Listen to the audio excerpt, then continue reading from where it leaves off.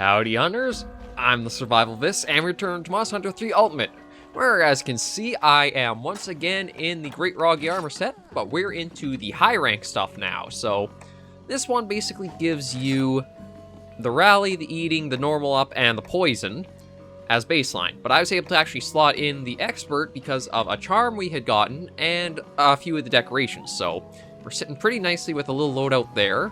I'm going to be using the Mobideus because, again, I love the look of it. I wish we could see this type of heavy bowgun again, just because I love the bowguns that look like you're using mini monsters. It's just something about that I just really, really like. But today we are going to go once again on another subspecies hunt, and this time is going to be Pink Rathian, who I don't really think has that much different than the regular Rathian back in these days. Like, even still, regular Rathian and Pink don't have that many differences. So everything is looking good. I've got everything there I need. I'm just going to snag some antidotes in case I get hit by the tail, because I'd prefer not to die by poison.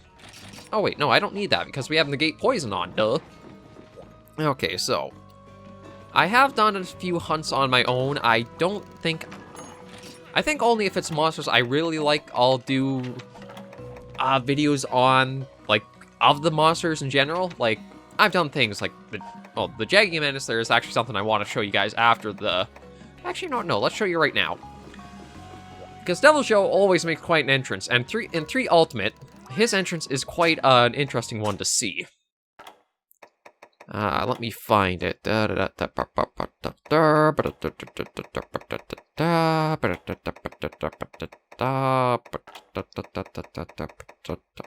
it is. Yeah, so this is Devil Joe's entrance from, like, his very first appearance. And it immediately sets up, maybe best not to mess with him.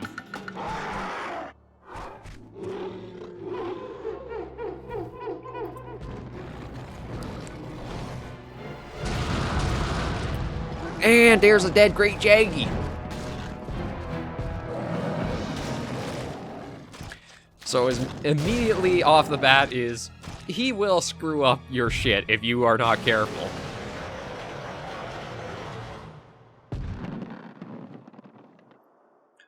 I didn't realize that he was actually going to appear on that quest, so I wish I had gotten that first appearance, like, in general, but you make do with what you got. So you guys at least got to see how Devil Joe made his first appearances in the series with, like, an intro in that regard.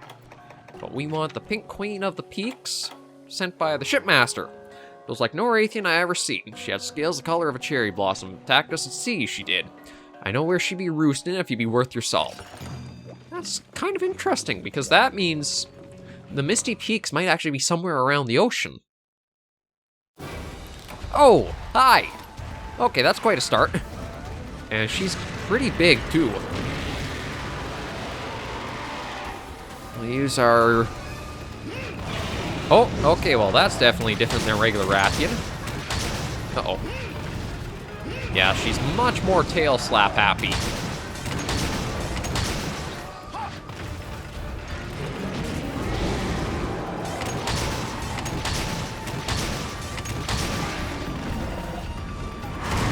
Oh, she... Wow. I actually did not realize that she will get the, like, sweeping bite with the fire off her, too.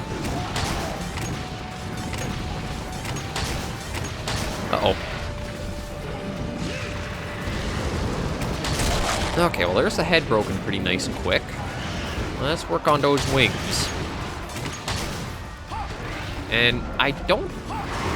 Yeah, I'm surprised she has that move already.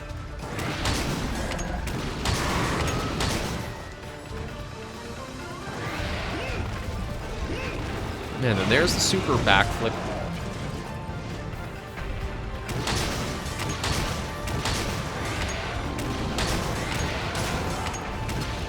Ooh! Now that's a nice hit. And I do gotta try working with the deviation on the Mobideus. Oh crap, I thought you were flying. We got very lucky to dodge that attack.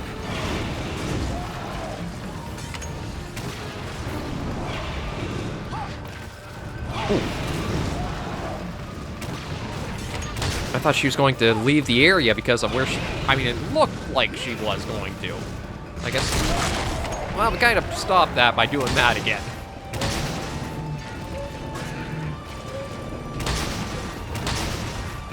Oh, yeah, now she's going again, I think. Yeah, the Rathians aren't too hard to gun. The only thing is you definitely need to watch how long it takes on your reloads and your recoils. I mean, that's kind of the rule for every bow gun out there. It's just that this is where you really start to feel the difference between Blade Master and Gunner, because every hit hits very hard. Okay, she kept going, so I think she's gone to... let me actually... Oh, no, wrong one. Okay, well, I actually can't see it right away, but it's up in this area. I don't know the areas by number, like memory that-wise, but I know the general layouts. Yeah, there she is, snacking on a Gargwa. There's a Gagwa. I can't remember.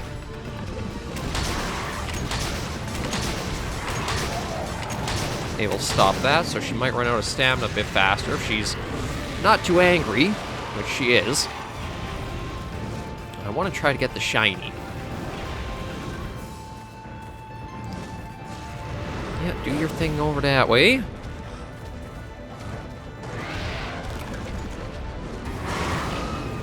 Okay, so shiny secured. We're still alive. Cha-cha, maybe not so much.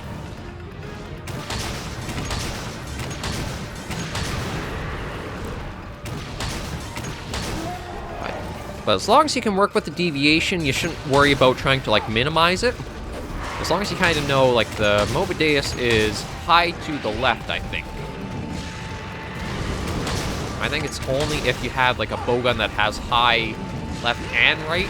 Ow. Yeah, that hurt quite a bit. And that was not even, like, the initial splash. That was, one of the side bursts. So you'll definitely feel the pain in these quests as a gunner. G rank is even harsher. It's so easy to be 2-shot G rank, but thankfully we're going to be a ways off from getting there. And I also will have to try upgrading the canteen with ingredients, so that way we can get the health benefits more easily.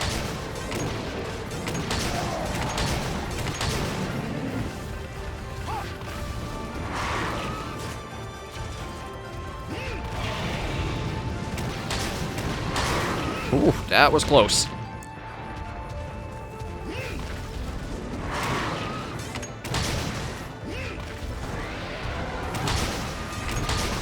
Yeah, crouching fire is also something I'm probably not going to use too much unless I get some really nice openings on the monsters. It just leaves you too vulnerable for not really that much of a trade-off. Like, it might speed your hunt up a little bit, but not really enough to, I'd say, risk getting smacked super hard by. That's kind of something I'm glad we didn't see really return that much in World and Iceborne, was the crouching fire.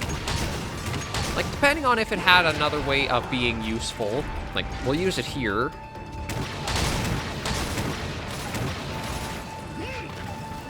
Yeah, this is actually probably the time to use it, is when the monster is, well, like this, exhausted, low on stamina, so you can get a lot of openings in.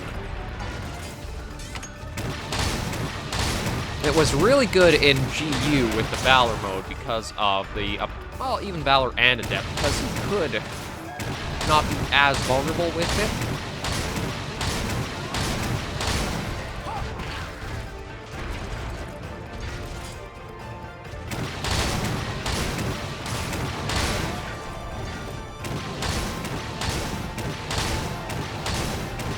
I'm actually doing pretty good against her.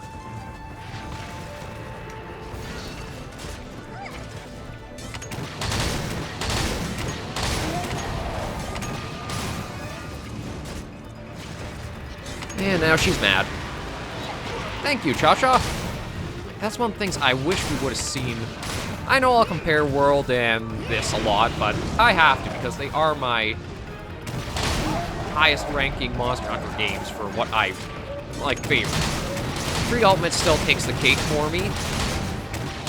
But I will admit World and Iceborne were great games as well. I just wish the Palicos come Iceborne had a little more use or were a bit more utility-wise. Like, you can give them a subset with the tools, but they don't hit you out of roars, they don't really hit you out of paralysis or sleep or, like, things that these guys do almost like priority, because it really is priority for them. Okay, so she's probably flying back to the nest to sleep. So we might be able to get a couple of clusters off and down her with just those. Oh, no, she's making an intermediate stop. Yeah, I don't have anything else really super good, so...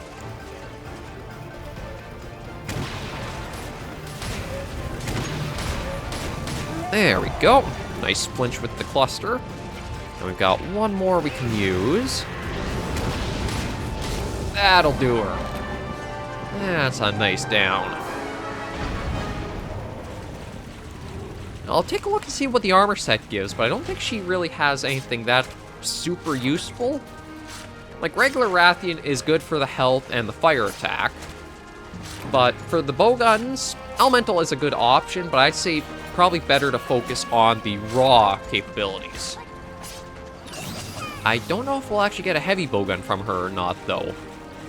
I think Pink Rathian can give a heavy bowgun, but it might be only in G rank. But we'll do a little pose off, because we can. Yeah, who says you only got hunting poses back with, in Iceborne? Which actually is something I hope we see come in Rise, is there's a way to, like, do a little pose of sorts with your weapon. I think we're looking pretty sharp with the Great Roggy Cowboy set. Very happy that, or very hopeful, we see this back in Rise with Roggy. So what do we get? Oh, is that a Spike Plus? It is. I actually need that for one of the bowgun upgrades. Yeah, so that there, nothing else really there. Just save that off. Anybody to talk to? Oh, actually there is. Aisha, what do you got to say? Why, hello there, Hunter. You just can't stop talking to me, can you? I guess I do have that certain special something. Say, I bet you're up for a change of pace after hunting all those subspecies. You game for a different type of game. Your mouth says nothing, but your eyes say yes. So just for you, ta-da, a request to hunt down a regular monster. You'll be a Plesioth. Now this is going to be an interesting one. And here you thought you'd hunt nothing but subspecies from here on out. Surprised? So what exactly are we dealing with here? Pardon me while I crack open my in-depth and kind of heavy guidebook. Plesioth live near water, also they absolutely love frogs. Huh, do you think they love frogs to eat, or just, you know, in general? Anyway, happy hunting. And that's a new urgent, so we might actually do that next episode. Now, Plesioth is going to be an interesting experience. Oh, what do you got to say? Good timing, something got to tell you. Pink Rathians and Moga Woods, that's right. Because the Moga forecast, a lot of new monsters show up at night. That's basically, Moga Woods during day is your low rank, at night is your high rank. So you'll see a lot of things there. Pink Rathian will give us nothing really that good. So I'm not going to worry about making that. I'm not going to make the Rathian set. They are basically just the same as the low rank for looks. Yeah, they are the exact same for looks, so that's not something I'm going to worry too much about. Let's see about a heavy bowgun. Oh, there is. Oh, no, wait, that's just another version of the Rathian heavy bowgun, so I'll probably look at upgrading into that. Like, the Wishing Star I do want to try making, but it takes a lot of Firestone and Monster Broth, so I'm kind of hoping maybe we can find that, like, from mining at the volcano. The Carbonite Cannon, all I need is the Hercudromes. I needed 6 for the Roggy armor, just a piece. It was a pain in the rear, but I'll hopefully try to get some more bowguns opened up. I gotta get the Thunder Sacks for the Pacopius, so hopefully this next rank of quest will give us the monster that will let us get that. And as for upgrading, it is... Here we go. Yeah, okay, actually I have to go after a few Urgons, because we've got the other materials for it. We are just going to need those scoots, or scuts, I'm not even sure what they are.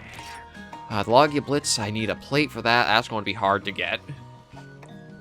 I actually could work on that, so I've got a little bit of free hunting I can do, but next episode we will take on Plesioth, and then that will open me up to do a lot of stuff for, like, just farming parts, so we'll probably use the Moby Deus for it. I found it's a very good bowgun. The damage is exceptional on it.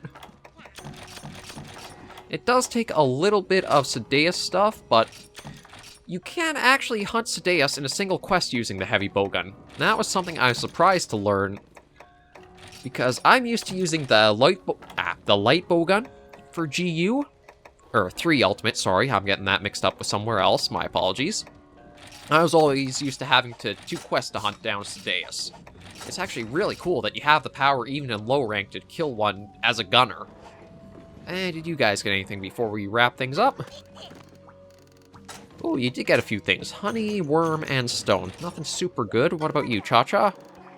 Nothing. Kiamba's definitely doing a lot better than you are. I think that will end this episode right here. And next episode, we'll take on the hip check master, the Plesioth. So, thank you all for joining me on this episode of Monster Hunter 3 Ultimate.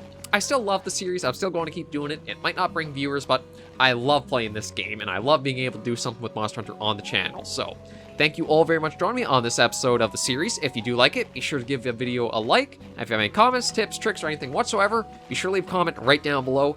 I always want to respond to any feedback that comes up as soon as I can. Until I catch you all next episode, though, Hunters and Survivors, please remember, as always, to take care, stay alive, and happy hunting!